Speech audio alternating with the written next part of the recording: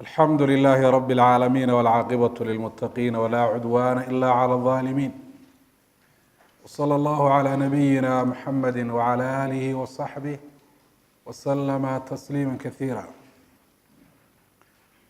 waxaynu ku dhex jirnay baababkii ku saabsanaa axkaamu qadaa'i alxaaja, xaajo gudashadu axkaamta iyo aadaabta ay leedahay. baabkii u dambeeyey wuxuu ahaa baabu lbowli fi lawaani lilxaaja, inay bannaan tahay qofkii inuu weel ku kaajo haddii xaaja ay keento, sida inuu qofku xanuunsanayo amaba se inuu baqo guriga iyo meesha uu ku jiraana musqul aanay lahayn. waxaa kaloo aynu sheegnay xadiid kale oo isna diiday in weelkaadii ay ku jirto guriga la dhigto, tilmaamayna malaa'igtu inaanay soo gelin guri arrinta noocaasi ay ka jirto. waxaanaynu tilmaanay sida la ysu waafajinayaa inay tahay in badan kaadidii ay iska taalo guriga dhexdiisa ayaa xadiidkaasi uu diidayaa. xadiidu cabdillaahi bni yaziid طabaraani uu fi lawsat ku wariyey. xadiidkana wuxuu tilmaamayaa in weelkii lagu kaaji karo, laakiin waa inaan guriga la yska dhigane marka u horeysa ay suurto gasho si deg dega looga daadiyo. wacan caaishata radia allahu canha qaalat waxay tihi yaquuluuna waxay leeyihiin dadka qaarkood ina nabiya sala allahu alayh wasalam nebigu awsaa waa u dardaarmay ilaa caliyin cali, wuxuu u dardaarmay dabadi inuu khaliifada noqdo qofka ummadda hogaaminaya. laqad dacaa dhab ahaan waa u yeedhay nebigu calayhi salaatu wasalaam bitasti, tashdigiibuu u yeedho uu yihi halay keeno, liyabuula fiiha si uu ugu kaajo.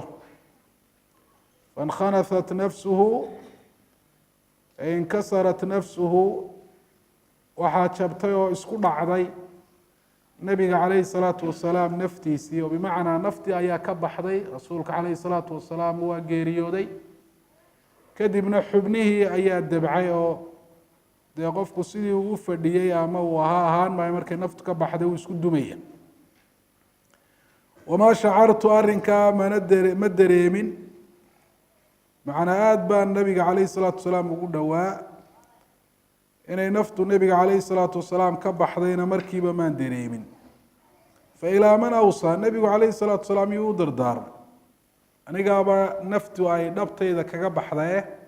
cidda uu la hadlay u dardaarmay waayo. rawaahu nasaa-iy. inkhanathat ay inkasarat, way jabtay, wanhanat waanay isku dabacday oo isku duntay. marka xadiidkan saxiixeynkana waa ku jiraa, isagoo markaa ay la socoto sababta caaisha radia allahu canha hadalkan ay u tidhi. min xadiid alaswad bni yaziid dakaruu cinda caaisha ana amiira almuminiina caliyan kana wasiyan lirasuuli llahi sala allahu alay wasalam. caaisha agteeda waxaa laga sheegay oo lagu soo hadal qaaday in cali bin abi aalib uu ahaa miduu rasuulku u dardaarmay inuu amiirka muminiinta dabadii noqdo. qaalat mataa awsa, waxay tihi goormuu nebigu calayhi salaatu wasalaam u dardaarmay. waqad kuntu musnidatahu ilaa sadri, nebiga calayhi salaatu wasalaam laabtayda ayaan ku tiiriyey oo markii sakaraatulmowtku uu hayay. fadacaa bitasti falaqad inkhanatha fii xijrii wamaa shacartu, nebigu calayhi salaatu wasalaam weel buu u yeedhay, ujeeddadu ugu yeedhay riwaayadda horey ku caddahay, si uu ugu kaajo. nebiga calayhi salaatu wasalaam nafta ayaa ka baxday isaga oo dhabtayda markaa saaran oo laabtayda ku tiirsan, xubnihiisina waa dabceenoo wuu isku dhacay.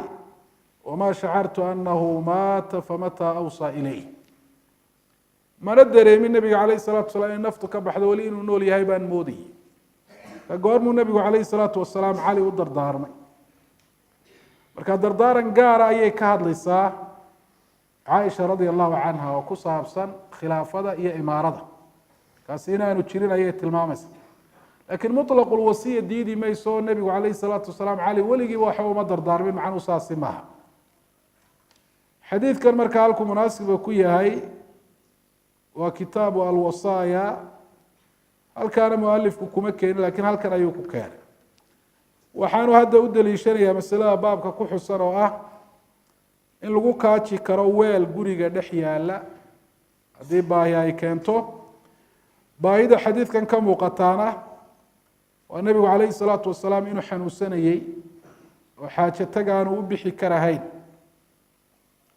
marka waxaa loo daliishanayaa qofkii xanuunsanayey ee aan musqushiyo meelo lagu xaajo guto iyo banaanada aan gaari karahayn in weel loo dhigi karo uu ku xaajo guto waxaa kaloo xadiidka laga faa'iideysanayaa dadkii ahlu khayrka ahaa ee ilaahay subxaana watacaala uu karaameeyey inaanay ogeyn qeybkiiya waxa maqan oo caaisha radia allahu canha iyadoo nebiga calayh salatu salaam naftu ay ka baxday oo laabteeda uu ku tiirsan yahay ayaanay ogeyn nebigu calayhi salaatu wasalaam inuu geeriyooday waxaa kaloo xadiidku uu radin ku yahay shiicada iyo ciddii la halmaasha ee tidhi nebigu calayhi salaatu wasalaam cali bin abi aalib buu u dardaarmay inuu ummadda hogaamiyo dabadi arrinkaana waxaa u horeeye beeninaya waxa weeye cali bin abi aalib radia allahu canh oo arrintaa aan sheeganba cali kumana qabsan khulafadii ay saxaabadu u doorteen hogaaminta ummadda mana sheegan inuu wasiyu rasuuli illaahi iyo rasuulku arrinkaasi u dardaarmay mana ahayn cali mid fulay ah geesi ayuu ahaa sida dhacdooyin badan ay tusinayaan wax u diidaya arrintaa inuu sheegto iyadoo aanay jirin ayaanu sheegan marka taasi inaanay jirin ayaa arrinkaasi uu daliil u yahay xataa markii dambe isagoo amiirulmuminiin uu noqday arrinkaa ma soo hadal qaadin oo ma odhan wixii iga horreeyey waa baatil iyo wixii lagu dhisayba waayo hogaaminta xaq umay lahayn muu odhan cali radia allahu canh saxaabadii ka horreysay ee ummadda hogaamisay sida abubakar iyo cumar iyo cuhmaanna wuxuu ula dhaqmay sida qofka ummadda ka midi uu ula dhaqmo qofka madaxdaa ilaahay taladiisa u dhiibay muslimka ah xuquuqdoodao dhan waa guday waana ka soo baxay baabu maa shaygii buu baab yahay jaa kusoo arooray fi lbowli kaadidii kaajitaankii qofka uu kaajo qaa'iman xaala uu yahay qofka kaajayaa mid taagan baabkani wuxuu ku saabsan yahay qofku sarajoog ma ku kaaji karaa sarajoog in lagu kaajo xukunkeedu waa maxay can caaishata radia allahu canha qaalat waxay tihi caaisha man xadatakum qofka idiin sheega idinku warama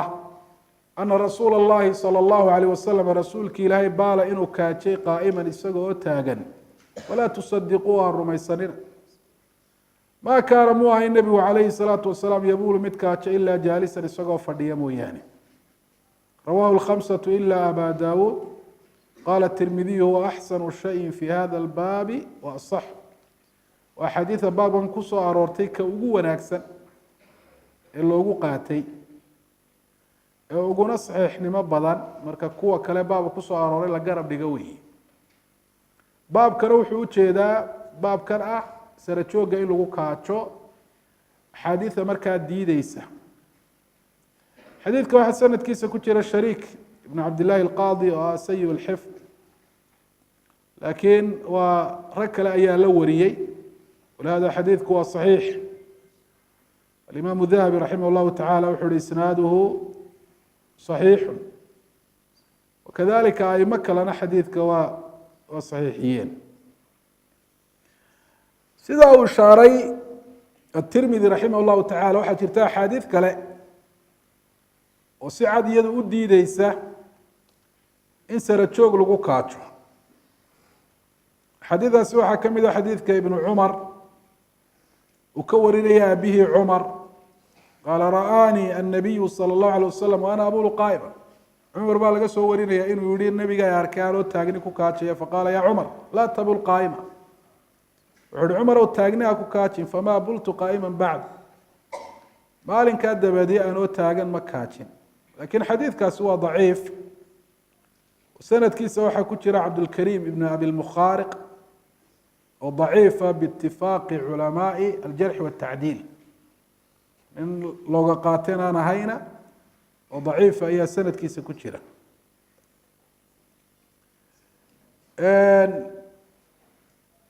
cumar mawquufan bay uga ansaxday iyadoo hadalkiisa ah oo amar nebi aan ahayn inuu yihi ma bultu qaa'ima mundu aslamtu ma kaajin anoo taagan laga soo bilaabo maalintii aan islaamay. axaadiid kalena waa jirtaa sida xadiidka ibnu mascuud min aljafa an yabula rajulu qaa'ima, qallafsanaanta waxaa kamid a ninku inuu taagni ku kaajo. marka ma ansixin xadiidkaasina isagoo hadalkii nabiga calayh salaatu wasalaam ooma sugnaan. waxaa la mid a xadiidka jaabir sheekhuba kitaabka uu ku keenay wacan jaabirin radia allahu canhu qaala wuxuu yihi nahaa rasuulu llahi sala allahu alay wasalam rasuulkii ilaahay waa diiday an yabuula rajulu ninku inuu kaajo qaa'iman isagoo taagan.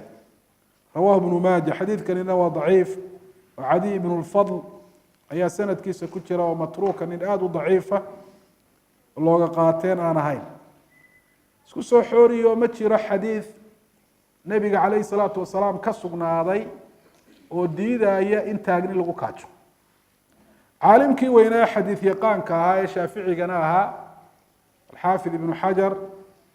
raximah llahu tacaala wuxuu kitaabkiisa fatxulbaariga uu ku yihi lam yahbut can الnabiyi fi الnahyi can اlbowli qaa'ima shay-un.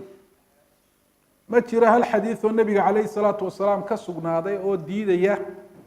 in taagni lagu kaajo kama bayantu fi awaa'ili sharxi tirmidi. kitaabka sunanta tirmidi aan ku sharaxay bilowgiisa sida aan ku caddeeyey. marka waa sida arinku u sheegay oo ma jiro xadiid nebiga calayhi salaatu wasalaam ka sugnaaday oo nebigu uu ku diiday in taagni lagu kaajo.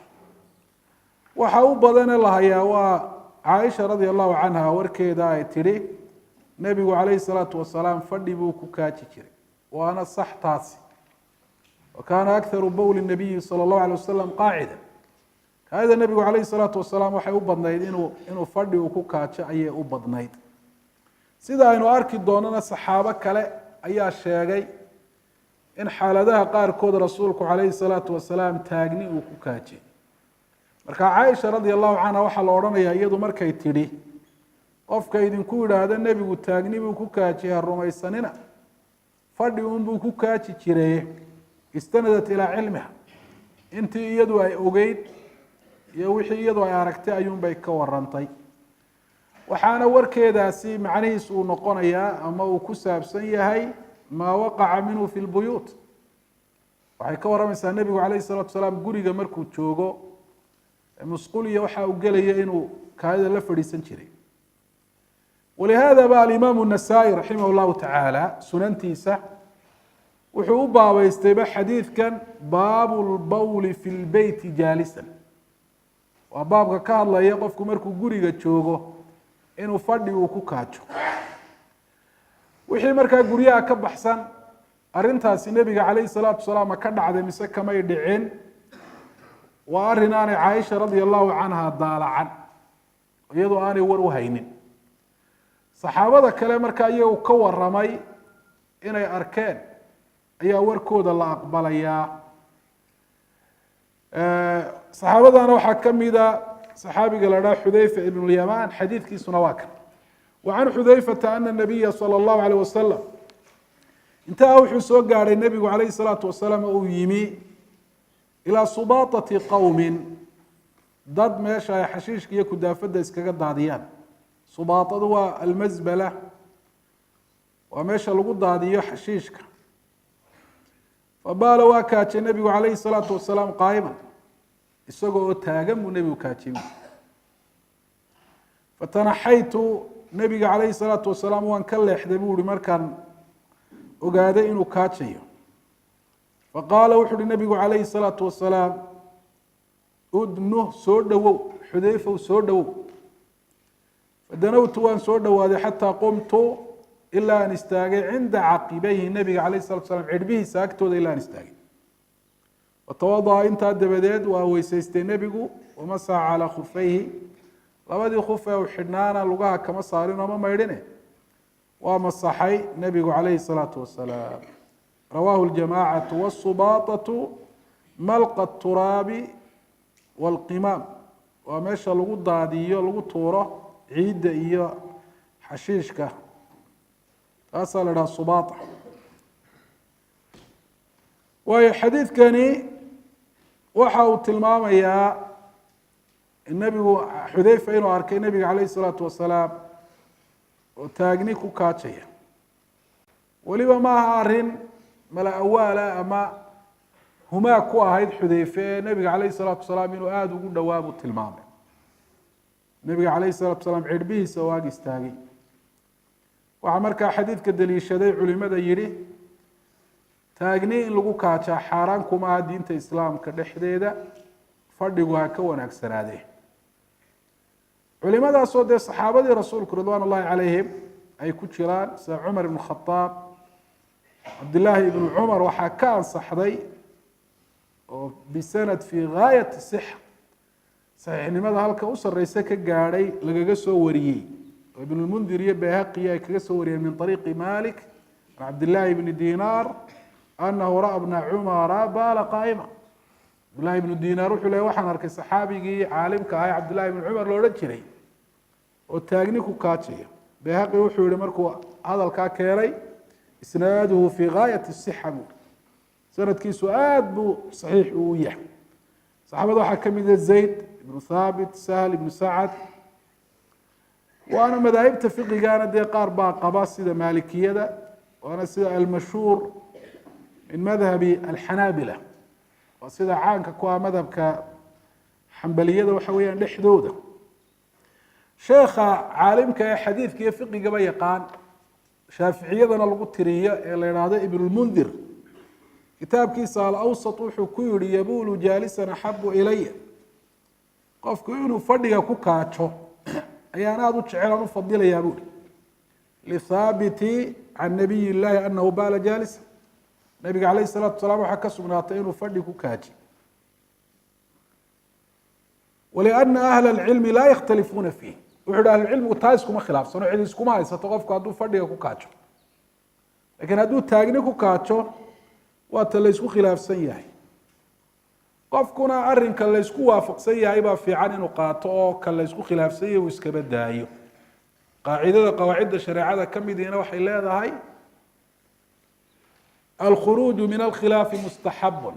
khilaafku gaaraan hadduu xoog badan yahay oo wax uu cuskanayo, in waxa laysku khilaafsan yahay adu aad iskagaba tagto oo sida laysku waafaqsan yahay aada marto aada qaadato ayaa sida saxda ah. wuxuu intaa daba dhigay walaa anha can ilbowli qaa'ima lihubuuti xadiidi xudayfa, qofka taagni ku kaaja anigu u diidi maayo o odhan maayo xaaraan baad samaysa, waayo dee waxaa sugnaaday xadiidka xudayfa, xadiidkan uu tilmaamay inuu arkay nabiga calayhi salaatu wasalaam oo taagni waxa weeyaan ku kaajaya.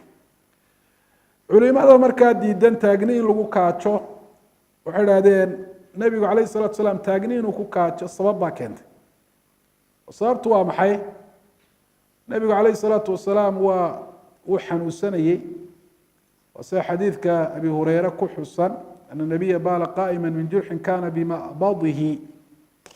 halkaa jilibka ka hooseysa nabar kaga yaalay awgiibuu u fadhiisan kari waaye. laakiin xadiidkaasi waa xadiid daciifa weeye, nabiga calayhi salaatu wasalaam aan ka sugnaan,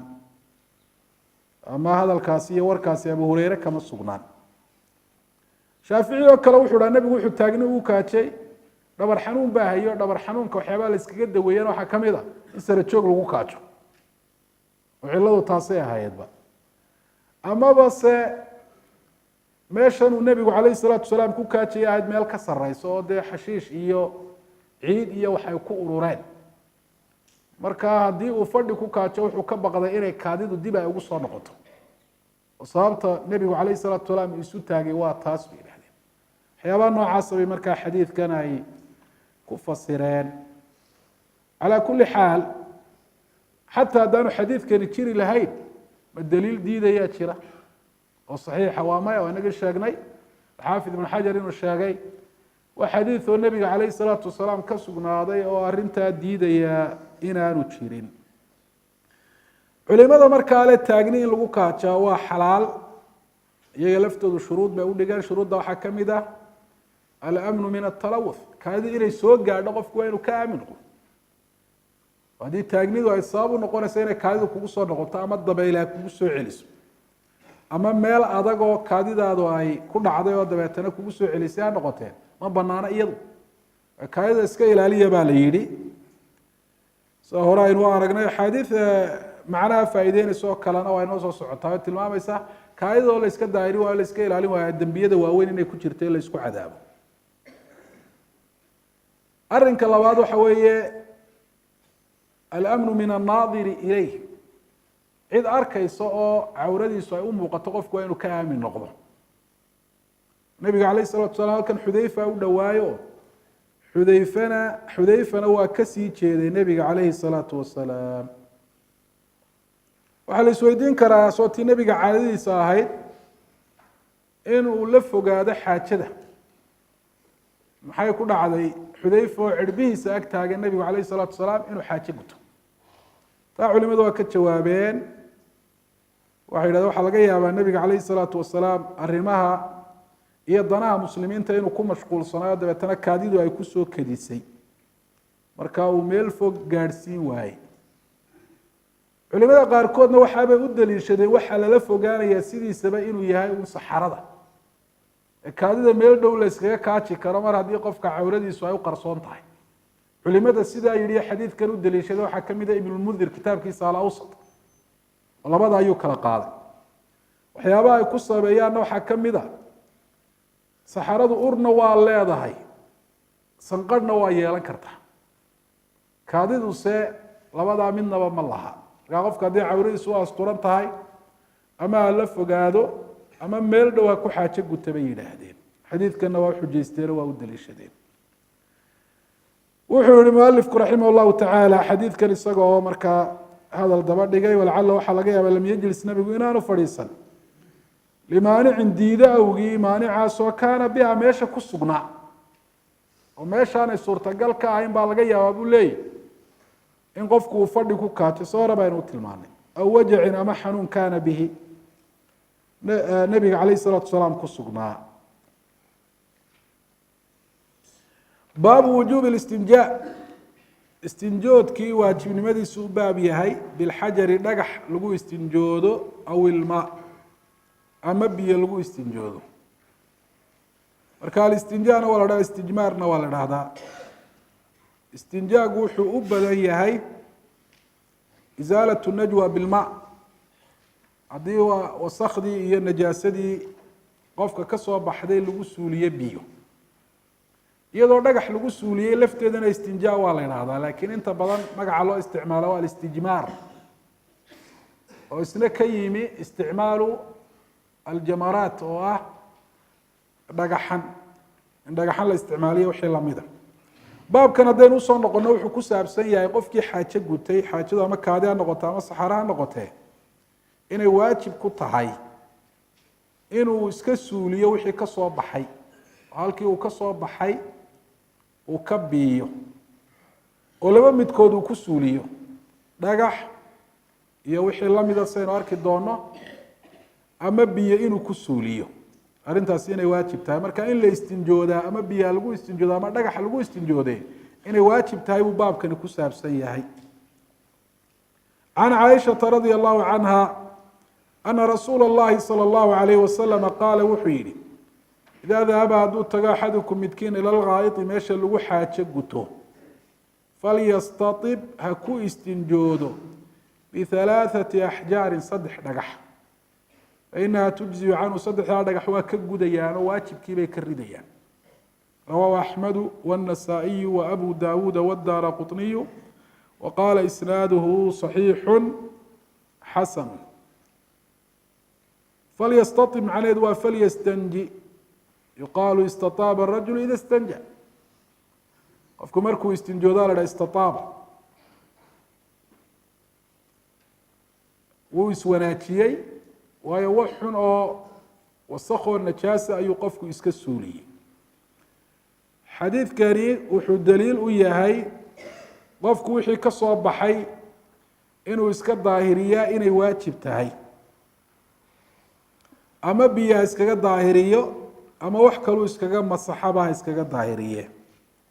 halka laga qaadanayaana waxay tahay amarkaa nebigu uu bixiyey falyastaib falyastanji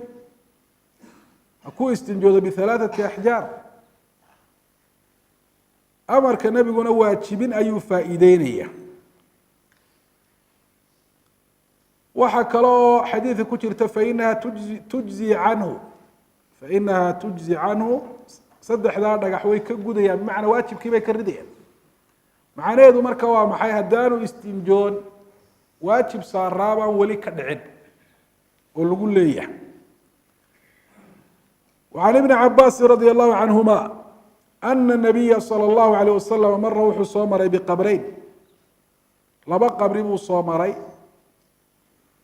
الqبر wa makaanu dfن الmeyit, waa meesha qof dhintay lagu aaso. faqaala wuxuu yihi inahumaa yucadabaan, labada qofe xabaalaan ku aasan waa la cadaabaya. wamaa yucadabaani lagu cadaabi maayo fii kabiirin, arrin weyn lagu cadaabi maayo. ama axaduhumaa midkood miyaa fakaana waxaa laa yastatiru midaan iska ilaalin min bowli kaadidiisa. wa ama alaakharuka kale miyaa fakaana waxaa yamshi mid la socdo oo la dhex wareega dadka binamiimati diradiraale. rawahu ljamaca. wa fii riwaayati lilbukhaari wاnnasaa-i wamaa yucadabaani lagu cadaabi maayo fi kabiir. uma qaala wuxuu uhi balaa ay waa weya arrinka lagu cadaabaya. kaana axaduhaa midkood wuxuu ahaa, deetana xadiidkuu sheegay, wadakara waa sheegay alxadiida, xadiidkuu sheegay. waayo xadiidkani wuxuu daliilu yahay in la istinjoodo oo kaadidii iyo wixii ka soo baxay qofku inuu iska daahiriyaa inay waajib tahay. waayo wuxuu tilmaamay qofkii iska daahirin waayey arrintaas inay sabab u noqotay in qabriga lagu cadaabo. arrin kasta oo cadaab sabab u wahayna waa xaaraan, bal xaaraan qura maaha, waa min kabaa'ir dunuub, dembiyada waaweyn mid kamida ayuu noqonaya. kaana laa yastatiru min bowlihi, macnaheedu ma wuxuu noqonayaa markuu kaaji aanu is asturi jirin oo cawradiisa oo muuqata ayuu kaaji jiray. sidaa culimada qaarkood waa ku macnayeen, laakiin sidaa ma aha macnuhu. laa yastatiru min bowlihi macnaheedu maaha markuu kaaji aanu is asturi jirin. haddii taa lafteeda o dhacdo taasi dee waa dembi cawrada in la muujiya. lakiin xadiidkan waxaa looga jeedaa kaadida lafteeda ayaanu iska ilaalin jirin, oonu iska fogeyn jirin, oonu iska daahirin jirin. riwaayaadkuna waa isfasirayaan. riwaayadda muslim iyo abi daauud iyo yastanzihu, wa fii riwaaya yastabri. riwaayadda u sariixsan waa riwaayatu abi nucaym, kaana laa yatawaqac. riwaayad kalena iyada ayaa fasiraysa, kaana laa yatawaqac min bowlihi, kaadida ayaanu iska dhowri jirin oo aanu iska ilaalin jirin.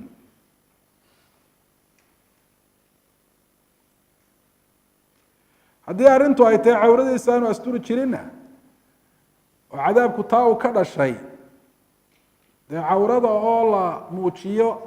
ayuu cadaabku ku xidhnaan lahaa. marka looma baadeen kaadiyo waxa in lasoo hadal qaado, waanu is asturi jirin unbay arrintu noqon lahayd, waxba kaadida laguma xidheen. labadan qof ee labadan qabri ku jiree nebigu calayhi salaatu wasalaam uu soo maray, ma muslimiin bay ahaayeen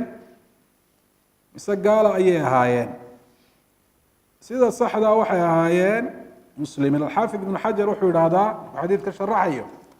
الظاهر من مجموع طرق حديث الباب أنهما كانا مسلمين. xadiidkan marka la isu geeyo riwaayaadkiisa oo dhan waxaa ka soo baxaysa oo ka muuqata inay laba qof oo muslimiin ahaayeen. tusaalehaan riwaayadda ibnu maaje waxaa ku xusan mara biqabrayni jadiideyn, laba qabri oo cusub buu nebigu calayh isalaatu wasalaam soo maray. markaa qubuuro gaalo oo fi ljaahiliya islaamka horti dad geeriyooday lagu aasay inaanay ahayn bay taasi caddaysa. riwaayadda axmed min xadiidi abi umaama anahu mara bilbaqiic faqaala man dafantum lyowma haahuna. baqiic buu soo maro markaasuu ui maanta halkan yaad ku aasteen. baqiicna dee xabaalii muslimiinta ayay ahaayeen. ta kale haddii ay gaalo ahaayeen, nebigu calayh salaatu wasalaam sababta lagu cadaabayo kuma ururiyeen labadaasi dembi. waayo dee dembiga gaalnimada ayaa ka sii weyn riwaayaadka qaarkoodna sababta lagu cadaabayo labadaa dembi bay ku koobeenba oo riwaayadda axmed iyo طabaraani biisnaadin صaxiix yucadabaani wma yucadabaani fi kabiir وبلا وما يعذبان إلا في الغيبة والبول kaadi iyo xan waxaan ahayn lagu cadaabi maayo namiimada iyo xantuna isma diidayaanoo namiimada iyada lafteeda xan wadata qofku dadka hadduu isku dirayo dee qofkan kale ceebeys iyo xumaanaysi buu sheegayaa inta badan ta kale nebigu calayhi الsalaatu wasalaam waa u duceeyey labadan qof oo kii laanta qoyan soo qaaday intuu kala jebiyey ama kala jeexay labadii qabri midba qeyb ku taagay falacala yukhafafa canhu ma lam yaybasa ilahay waxaan ka rajaynaya in cadaabka laga khafiifiyo inta aanay labadaa laamood ingegin marka maaha laamaha qoyan waxaa cadaabka khafiifinaya waa ducada nebiga calayh الsalaatu wasalaam lakin ducadaasi inta ay anfacayso ayaa qoyaankaa laantaasi uu xad u yahay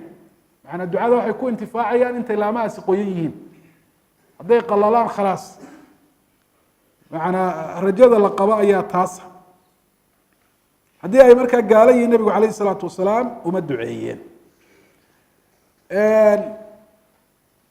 labadan dembi ee xadiidka lagu sheegay ka hore a qofku inaanu kaayada iska hagaajin oon iska daahirin baa baabkeenan waafaqsan waxaanay taasi faa'iideynaysaa qofku inuu istinjoodaa inay waajib tahay mar haddii istinjo la-aantii la isku cadaabayo arrinka kalena waa namiimada oo waa dadka in hadalka loo kala qaado naqlu kalaami اlgayr biqasdi اlidraar dembiyada waaweyn bay kamid tahay iyadoo ujeedadu ay tahay ama natiijaduba ay noqon doonto sida la ogaya ama loo badinayo dadkiina dhibaata soo gaadho dadkii isku wanaagsanaa inay waxa weeyaan isku xumaadaan taasaa namiimo la dhaha waana dembiyada waaweyn mid kamid a xadiidkana waa tilmaamay xadiidkii xudeyfana waa lamid laa yadkhulu janata qataat namaam diradiraale jannada ma galo ama qofku ha qoro isku dirkaa dadka uu isku diraayo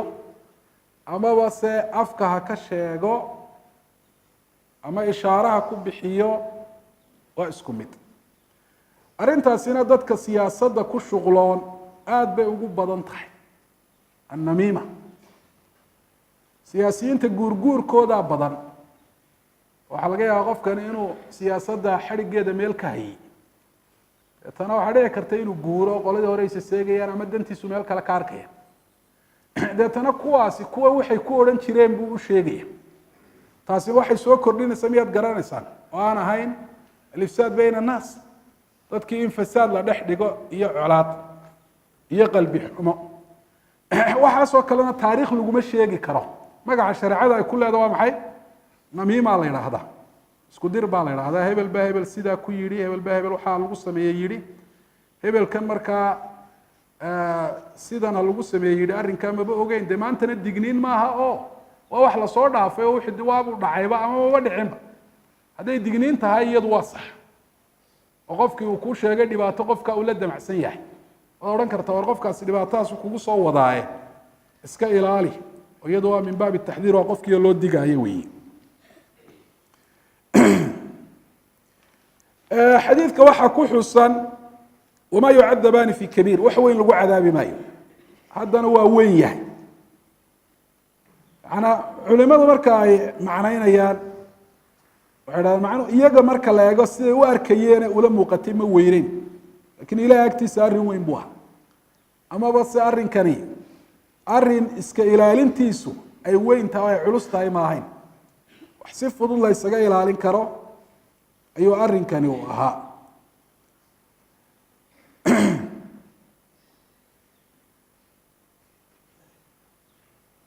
waxaa kaloo xadiidkan uu daliilaya cadaabulqabrigu inuu jiro adilo badan oo qur-aan iyo sunno lihiba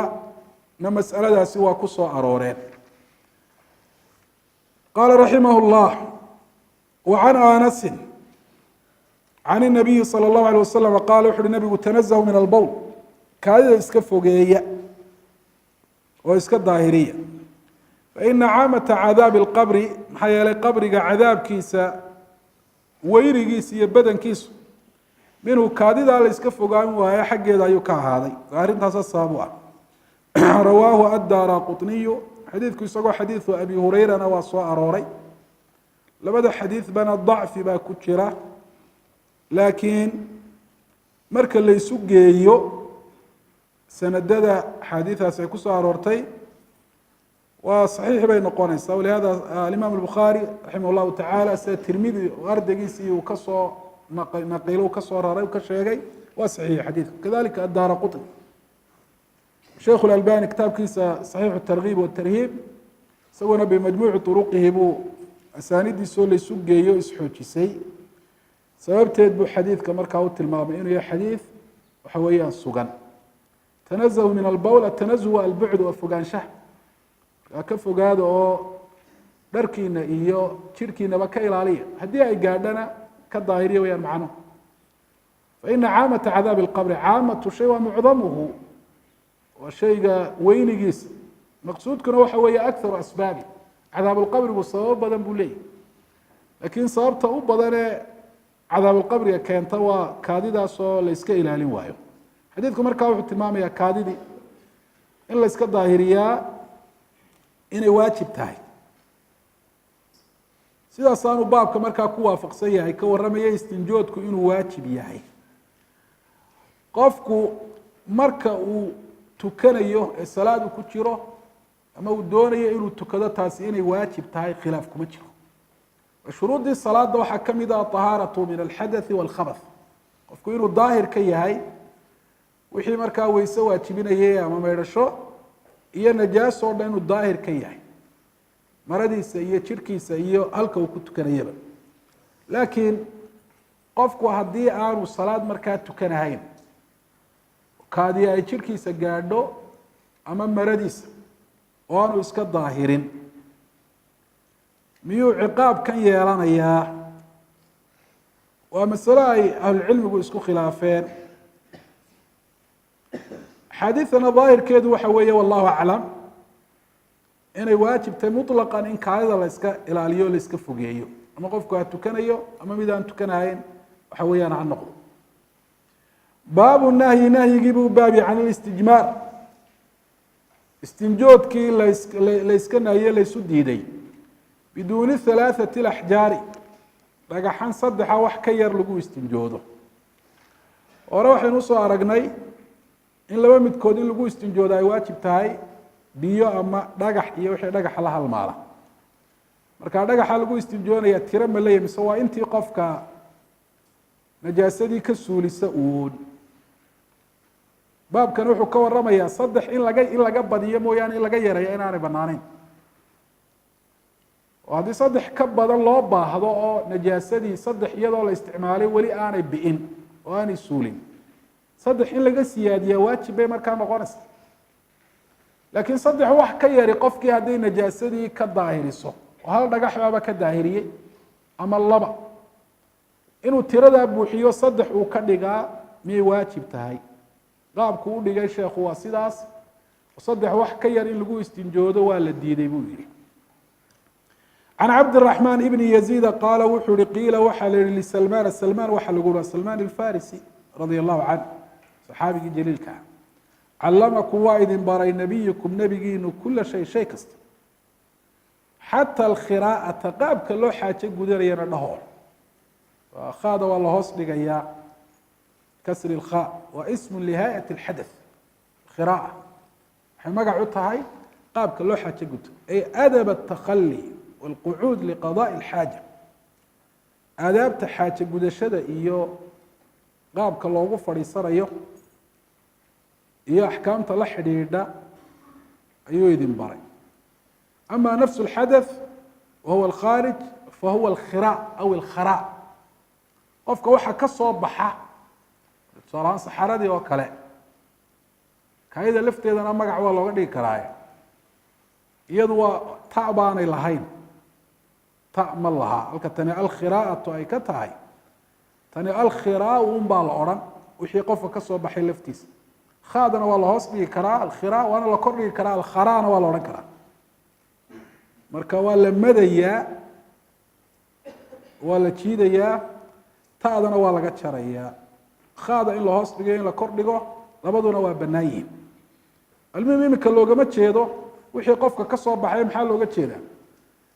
xaaje gudashadu qaabkii iyo hay-addii ay u dhacaysay baa halkan looga jeedaa. faqaala wuxuu uhi salmaanu salmaan wuxuu uhi ajal ay nacam. ajal waa xarfu jawaab nacam baanay la mid tahay litasdiiqi alkhabar wa taxqiiqi alab. war cidi sheegtay marka la leeyahy waa runna ajal waa la idhaahdaa, dalab xaqiijintii marka laga jawaabayana ajal waa la idhaahdaa. salmaanna markuu leeyahy ajal maqsuudkiisu waa tasdiiqu hada alkhabar, macnaa warka aad sheegtay waa nebigu wax walba inuuna baray oo xataa qaabkan u xaajo gudanaynay inuuna baray waa runtaa wey, waa wax jira. nahaana waa naga reeba waa noo diiday nebigu an nastaqbila alqiblata qiblada inaanu ula jeesano biqaa'itin saxaro aw bawlin ama kaadi, oo an nastanjiya ama inaanu ku istinjoonno bilyamiini gacanta midig, taana nebigu alayh salatu wasalaam aa noo diiday. aw an yastanjiya ama inuu ku istinjoodo axadunaa midkayo biaqala wax ka yar min halaaثati axjaarin saddex dhagax, aw an yastanjiya ama inuu ku istinjoodo mid naga midi birajiicin saalo aw bicadmin ama laf. rawaahu muslimu wa abu daawuuda wاtirmidiyu. waayo xadiidkan dhowr masale ayaa ku jirta. masalada ku saabsan inaan qiblada loola jeesan xaaje gudashada waa masale hore inoo soo martay oo taa ku noqon mayno. masalada labaadee xadiidan ku jirta waxay tahay annahyu can اlistinjaa biاlyamiin, gacanta midig in lagu istinjoodo nebigu calayhi الsalaatu wasalaam inuu diiday. xadiidka abi qataade bukhaariya muslim wariyeenna waa kusii caddayo walaa yatamasax min alkhalaa'i biyamiinihi, sii fasir manaa gacanta midig lafteeda yaanu u isticmaalin masixitaanka ama maydhitaanka wixii ka soo baxay. laa yastanji bixajarin aw maain min albawli aw ilgaa'iti biyadihi اlyumna, yaanu dhagax ama biyo ku istinjoon isagoo gacantiisa midig isticmaalaya. riwaayadda muslimna naha an yastatiiba biyamiinihi, marka macnu waa maxay? waa in gacanta midig lafteeda uu la tago wasakhdii, saxaarada uu iskaga maydho amaba se kaadida lafteedii inuu ku maydho. macnaa ta la diiday waa taas. gacanta midig waxyaabaha markaa mudan ayay u taallaayo bidixda waa ka duwantahay oo istinjadii waxaas waa shaqadii gacanta bidix weeye. markaa siduu yeelayaa? wuxuu yeelaya gacantiisa midig ku taaban maayo meeshii ay wax ka soo baxeen, laakiin dee waa u isticmaali karaa inuu biyihii tusaale ahaan gacanta midig uu ku qabsado, ta bidixna waxa weeyaan uu ku maydho. waxaa yaro adag un qadiyadda ku saabsan istijmaarka dhagaxya wax la mida haddii uu isticmaalayo.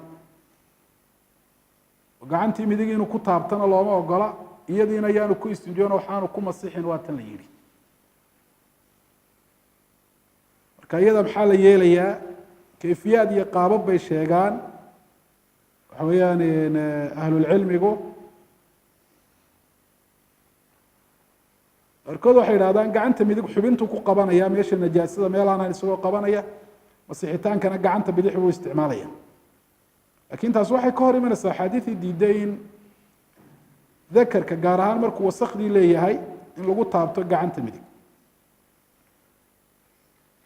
almuhim sidii u suurto gasha ayuunbuu yeelaya, waana iska ilaalinaya waxaa nebigu alayh الsalatu wasalaam uu diiday. arrinka saddexaad xadiidka lagu sheegay aw an yastanjiya axaduna biaqala min halaaثati axjaar, waana masalada uu sheekhu xadiidka u keenay. saddex dhagax wax ka yar inaanu ku istinjoonu nebigu alayh الsalatu wasalaam uu noo diiday. marka dhagaxa waxaa si gaara loogu carabaabay lannu isaga ayaa dadka u fudud. wax kale oo shaqadiisa qaban karaa haddii uu jiro oo la isticmaalana waa la xukun. xukunku sida saxdee culimadu u badan yihin dhagaxa kuma koobna. masaladaasina waa inoo soo socota. saddex dhagax markaa inaan laga yarayn karin buu xadiidku tilmaamaya, xataa mid ama laba hadday ku daahiriyaan. saddex dhagaxoo kala soocan miya oo kala go-an, mise hal dhagaxoo saddex gifti labaa la isticmaali karaa? culimada badankoodu waxay leeyihiin almaطluub waa halaaثu masaxaat meeshii saddex jeer inuu masaxo ayaa la doonaya ugu yaraan ama saddex dhagaxa ku masaxo ama dhagax qura oo saddex giftilah ku masaxe maqsuudku waa in najaasada la suuliyo saasay yidhahdeen laakiin daahirka xadiidka waxaa u dhow saddex dhagaxoo kala duwan taas ayaa xadiidka waxa uu sida cad u sheegay waxa weyaan u dhow arrintuna ma aha arrin macquululmacna ah maqsuudku najaase suulinun hadduu yahay dee dhagax quri hadduu ka suuliyo waa ku filaan lahaa soo ma arrin tacabudiga addoomaha lagu addoonsaday baa meesha ku jira arrimaha markaa tacabudigaana ee addoomaha lagu addoonsaday ee ujeeddada laga leeya aanay garanayn sideeda inay u qaataan weeye aw an yastanjiya birajiicin aw bicadmin masaladaas waa inoo soo socota waa masalada afraad oo inaanu qofku ku istinjoon saale iyo laf sababta loo diiday iyo axaadiida diidayba insha allahu tacala waa inoo imanaysaa rajiic waxaa loo yihi min arujuuc buu ka yimi oo bacda an kana calafan saara ilaa gayri dalik markii hore caws buu ahaa ama caleen iyo wax lamida taasuu ka noqday oo deetana saalanimadaasi ayuu u noqday nacam marka rajiic waa faciil oo bimacnaa faacila raajic ayay ka dhigantay kii noqday ee cawsnimo iyo caleennimo ka noqday xaalad kale u noqday oo dee xaaladda saalanimada ah saddex dhagax wax ka yari sida haalibka ah ama say xaaladdu u badan tahay qofka najaasadii inaanay ka suulin oo aanay ka biin weeyi wa can jaabirin ana nabiya sala allahu alay wasalam qaala wuxu uhi ida istajmara hadduu istinjoodo axadukum midkiin oo dhagax iyo wax lamida ku istinjoodo falyastajmir halaatha saddexa ka dhigo rawaahu axmed markaa saddexu saddex jeer in la masaxana waa noqon karta saddex dhagaxna waa noqon karta xadiidka hore se ayaa fasiro saddexda dhagax caddeeyey xadiidkana waa saxiix وعن أبي هريرة عن النبي صلى الله عليه وسلم قال وxu uhi mن اsتجمر qofka dhagax iyo wax lamida ku istinjooda falyutir tiro kala dhimana ka dhigo man facala qofka sidaa yeelaa faqad axsana wax fiican buu sameeyey waman lam yafcal dalika qofka aan sidaa samaynina falaa xaraja ay calayhi wax dembi dushiisa ma ahaanin rawahu أحmedu وأbu dawuuda وبnu maaja xadiidkani man اsتجmara falyutir waa sugnaatay lakin ziyaadana man facala faqad axsan waman laa falaa xaraja iyadu ma aanay sugnaan xaafid ibn xajar fatxulbaariga inay riwaaya xasana tahay buu tilmaamay ziyaada xasana kadalika anawowi fi lmajmuc lakin kitaabkiisa talkhiiska axaadiida waxa weeyaan raafici uu ku takhriijiyo wuxuu tilmaamay ziyaadadaas inay tahay ziyaada daciifa inay tahay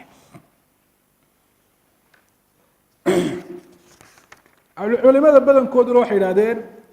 alitaaru sunat walaysa biwaajib haddii loo baahdo saddex wax ka badan in tiro kala dhiman laga dhigo tusaalaan 5 laga dhigo ama 7 laga dhigaa waa sunna ee ma ahaayeen mid waajiba maaha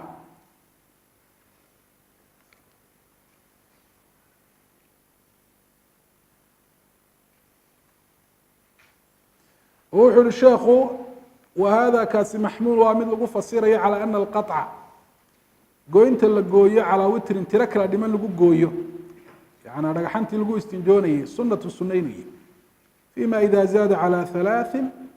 haddii saddex laga kordhiyo ilaa haddii saddexdu in lagu gaabiyo saddexdu waa sideeda witr u tahay jamcan bayna nusuus sida waxaa loo yihi kulmin la kulminayo la iswaafajinayo adilada baab fi ilxaaqi ma shaygii haleeshiintiisu u baab yahay kaana ahaaday fi macna axjaar dhagaxanta mid la macno oo dhagaxanta waxay qabato qabanayaan biha dhagaxanta la haleeshiyey axaadiida dhagaxan baa lagu sheegay biaqala min 3 axjaar saas oo kale xadiidyo kale oo soo socda marka ma dhagaxa ayuunbaa waajib ay tahay in la isticmaalo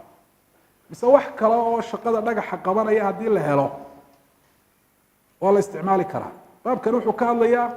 dhagaxu inaanu si gooniya waajib u ahayn haddaan biyo la adeegsanayn dhagaxu in adeegsan macnuhu maaha wax kaloo dhagax ahayn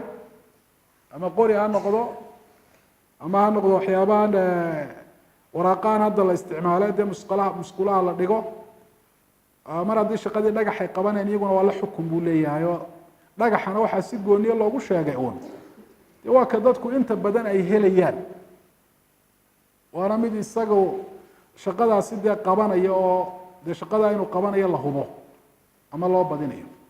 وعن خزيمة بن ثابت رضي الله عنه أن النبي صلى الله عليه وسلم سئل waxaa la weydiiyey عن الاستطابة istinjoodkii baa la weydiiyey faqاala wuxuu yihi بثلاثة أحجاar يxصل wuxuu ku xaasilayaa istinjoodku بثلاثة أحجاar saddex dhagax isticmaalkood laysa فيiha oo aanay ku jirin rajiic saala aanay ku jirin rawahu أحmed وأbu dawuud وبن maaجة xadiidkuna waa صaxiix. وعن سلmاna qaala wuxu uhi amarana waana amray yacni wuxuu ujeedaa النabiyu salى الlaه عليه wasalam an laa naktafiya inaanaan ku kaaftoomin biduuni ثalaaثati axjaar saddex dhagax wax ka yar laysa fiiha rajicun saddexdaa dhagaxo aanay ka mid ahayn saalo walaa cadmun iyo laftoon aanay ku jirin rawahu axmed wabnu maaja kadalika xadiidka akhrajahu muslim fi saxiixi imaam muslim baa saxiixiisa kusoo saaray inuu sheego mualifkuna waa fiicnayd inuu xadiidku ka mid yahay xadiida imaamu muslim raximah llahu tacaala uu wariyey waa xadiidkii dee salmaane horey noo soo maray laftiisii weeye. waayo labadan xadiid wuxuu u daliishaday sheekhu dhagaxu inaanu si gooniye waajib u ahayna wax kastoo shaqadaa dhagaxuu qabanaya qabtaa inuu dhagaxun la xukm yahay. halkuu ka daliishadayna waxay tahay saddex dhagax oo aanay ku jirin saalo ayuu xadiidka hore tilmaamay xadiidka dambena saalo iyo lafi aanay ku jirin. marka haddii dhagaxuun uu waajib yahay soo reebista lasoo reebay saalada iyo lafta labadaa ku istinjoonina macno may yeelateen waxa ay tilmaamaysaa labadaa mooyaane iyo wixii labadaa lamida mooyaane waxyaabaha kale oo dhan inay dhagaxa la xukum yihiin oo sida dhagaxa loogu istinjoon karo laysa fiiha rajiicun walaa cadmu. marka istithnaa alrajiic waalcadmi yadul calى ana ma kana fi macna alxajar yulxaqu bihi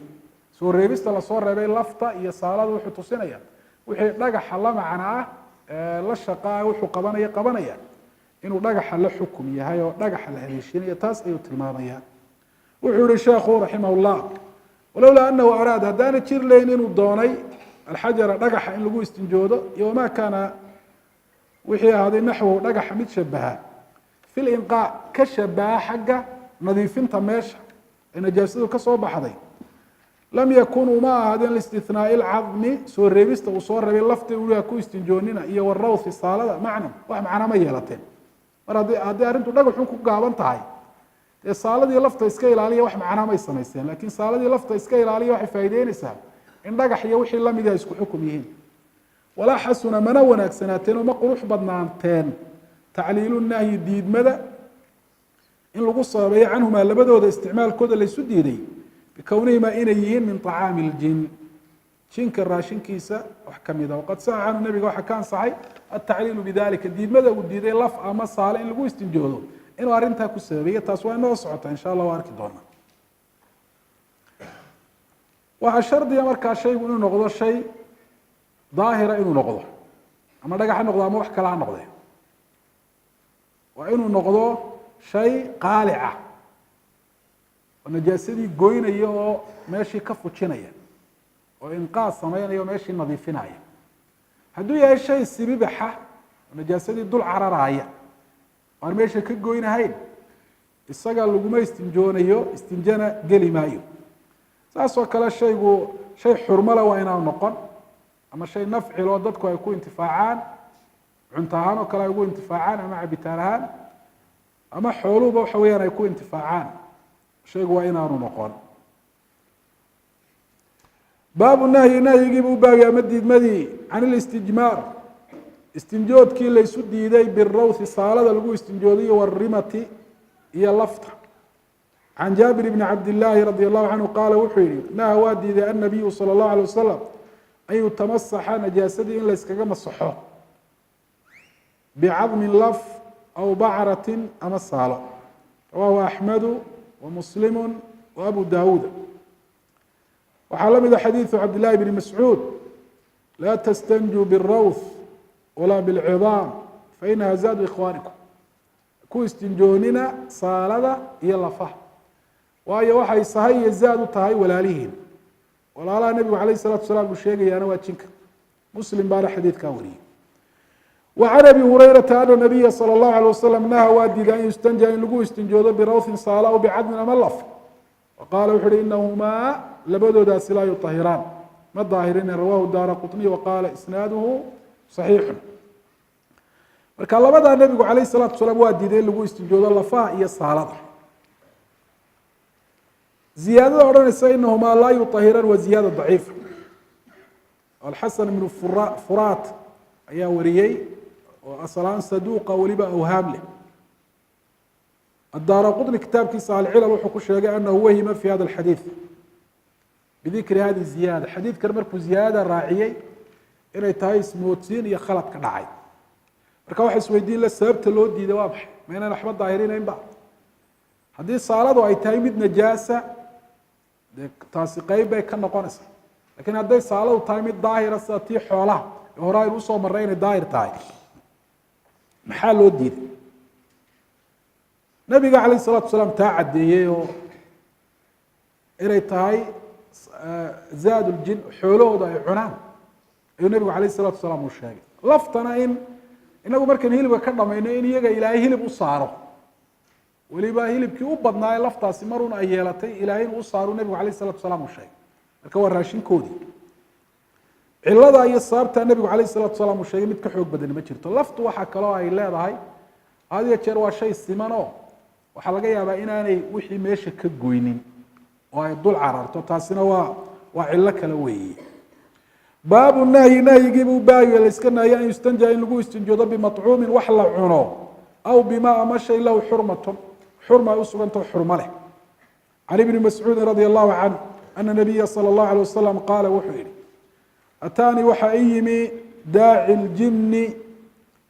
كي تشنكو أي صادر صدين بايمي أما باقهودي ذهبت معه وان راعي وقرأت عليهم القرآن قرآن بان منك وأخريو أن مقشي قال فانطلق بنا نبي عليه الصلاة والسلام نكحيي بولي صحابي بن مسعود ومركي الدنباء فأرانا وحنا تسيا آثار ورادت كودي وآثار نيران يضببكي عيشتين رادكي ماشا يكاكتاكين دنبسكي وحياباس وسألوا النبي عليه الصلاة والسلام وحي ويديين الزاد أنا واحد صاحب النقاني رواية قارك واحد كنت مين يرادين ومدى هذا أدي لفها إني كويست الجودان ويدوا عنتظر يدي عنتظر يعني نجح حميني فقال وحر النبي عليه الصلاة والسلام لكم وحيدين سجن وصهيدين كل عظم لفكست وذكر اسم الله عليه ونفك لقد شري مركي للجورعي باسم كالوقت ويقع كل في أيديكم قعمه نجلا أوفر ما يكون لحما مركو وجهي لبضنا حالد وجهي لبضنا يسوى كتير وكل بعرة هي صالك وكل بعرة صالك استانا على فنقود بيوتها لدوابكم حولين فقال رسول الله صلى الله عليه وسلم رسول كلا فلا تستنجوا بهما كو استنجونين اللفظ هي صالد فإنهما محيا لبضع طعام إخوانكم ولا ليه الراشين كودي وهي رواه أحمد ومسلم marka xadiidkani sababta loo diiday laf ama saale in lagu istinjoodo ayuu cadeeyay sababtu waa maxay waa laftuna iyagay cunto u tahay saaladuna xoolahooda ayaa cuna xoolahooda iyo xoolaheen waa kala duwan yihiin sida inaga iyo iyaguba aynu u kala duwanahay waxa marka xadiidka guud ahaan laga qaatay wixii jinku ay cunayeen hadii la diiday in lagu istinjoodo waxa bani aadamku ay cunaana ka sii daran isna laguma istinjoon karo wixii cunto ahaa ama cabitaanaha sidaas oo kale wixii de xooluhu ay cunayeen isagana in looga ilaaliyo wayaan najaasada oo aan lagu istinjoon waxaa kaloo ku jirta tilmaan xadiidku uu tilmaamayo xoolaha inaan najaaso aan la siin haddaad cawskoodii ku istinjooto haddana aad u dhigto dee xoolihii najaasaad siisay waxaa dhici karta markaa xoolihii inay najaasoobaan baa dhici karta وعن أبي هريرة أنه كان وحى أبو هريرة يحمل مد قادة مع النبي صلى الله عليه وسلم النبي يسقى الله صعدا إذا وتنبو قادة شري إذا ودوا ويل يرى كسميسان هرق أما الصان كسميسان ويسير لوضوئه nabigu calayhi salaatu wasalaam si uu ugu weysaysto waxaajatihi istinjana uu ugu isticmaalo fabaynama waqti huwa isagu yatbacuhu nebiga uu daba socdo biha weysada ula daba socdo qaala wuxuu yihi nabigu calayhi salatu wasalaam man hada kani waa kuma qaala wuxu uhi ana abu hurayra anu abu hurayra qaala wuxu uhi ibginii ii raadi axjaaran dhagaxaan astanfidu biha aan ku istinjoodo najaasada aan iskaga fogeeyo walaa taأtiinii hay keenin bicadmi laf walaa birawhatin iyo saalatoon faataytu waxaa nabiga calayh الsalatu wasalaam u keenan ula imi biaxjaari dhagaxan axmilu aan ku sido biطarafi thawbi maradayda faraqeeda xataa wadactu ilaa aan dhigay ilaa janbayhi labadiisa dhinac uma insaraftu deetana waan ka tegey xataa idaa faraqa ilaa xaajadiisii dhamaystay mashaytu waan socday faqultu waxaan idhi maa baalu lcadmi warawha saalada iyo lafta arrinkoodu muxuu yahay maxaad ku diiday iyaga inaad ku istinjooto sababta iyo cilada ayuu weydiinaya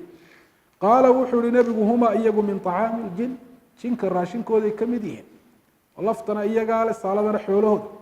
wayna ataani waxa yimi wafdu jini nasiibiin meesha nasiibiin la yidhaahdo jinkii deganaa wafdigoodii baa yimi wanicma ljinu jinkaasi jin aada u fiican inay ahaayeen buu nebigu calayh isalaatu wasalaam uu sheegay wanicma ljinu hum wanaag badanaa jin waa iyaga fasa'aluunii jin islaamay bay ahaayeeno fasa'aluunii waxay weydiiyeen azaada waxa sahay u ah fadacawtu llaha ilaahay baan baryo lahum iyaga aan u baryey oon uga baryay anlaa yamuruu inaanay soo marin bicadmi laf walaa birawhatin iyo saalatoona ilaa wajaduu calayha haday soo maraana inay ka helaan طacaama raashin inay ka helaan rawaahu albukhaari xadiidkan wuxuu tilmaamayaa waana masalo inoo iman doonta iyada oo biyo la haysto in dhagax la isticmaali karo oo maaha dhagaxu inuu cinda daruura un yahay mid lagu istinjoodo iyadoo biyo la haysta la iska dayn karaa sida dhagax iyo wax lamida la isticmaali karaa xadiidkii u horeeye baabka aynu ku bilownayna macnaha waa tilmaamaya fainaha tujzi canhu ama biyo haysta ama yaanu haysana dhagaxantaasi waa ka gudaysaa istinjoodkii waajibka ku ahaa waxaa kaloo xadiidku uu tilmaamaya qofka xorta ah in la adeegsan karo dee qof uu khidmayn karo hadduu yahay qof weyn oo isagoo arrinta noocaasa dee go-aankeeda leh qaangaadho miyir qaba hadduu qof yar yahayna haddii dadkii mas-uulka ka ah arrinta noocaasiya ay u fasaxeen sidii anas binu malik oo kale arrinta noocaasina inaanay ahayn dhaqan a wanaagsana inaanay ahayn ama wax idabdaro lagu tilmaami karo ayuu xadiidku waxa weeyaan uu tilmaamayaa qofku inuu ogaado wixii la diiday sababta loo diiday wixii la is-amray sababta laysu amray wax dhibaatii kuma jirto laakiin waxa aan sax ahayn qofku asbaabo aanay shareecadu sheegin inuu caqligiisa uu ka keeno ama inuu arrintaasi talax tag uu ku sameeyo dee arrimihii laysku addoonsadayba addoonsigii laysku addoonsaday meesha uu ka saaro uu yidhaahdo haddaanan fahmin ujeeddada loo sharciyeeyey anuu aqbali maayo taasi mid banaan maaha qofkaasi waa qof addoonnimadii ka baxay weeyi xadiidkan wuxuu tilmaamay sababta loo diiday lafta iyo saalada in lagu istinjoodo jinku inay leeyihiin kuwa muslimiina oo fiican kuwa nebigu calayh isalaatu wasalaam uu ammaanay uu tilmaamay inay ahaayeen jin wanaagsan waliba wanaagooda waxa weeyaan uu badan yahay wallahu aclam waaxka billahi towfiiq wsala allahu calaa nabiyina mxamedi wcala alihi wasaxbihi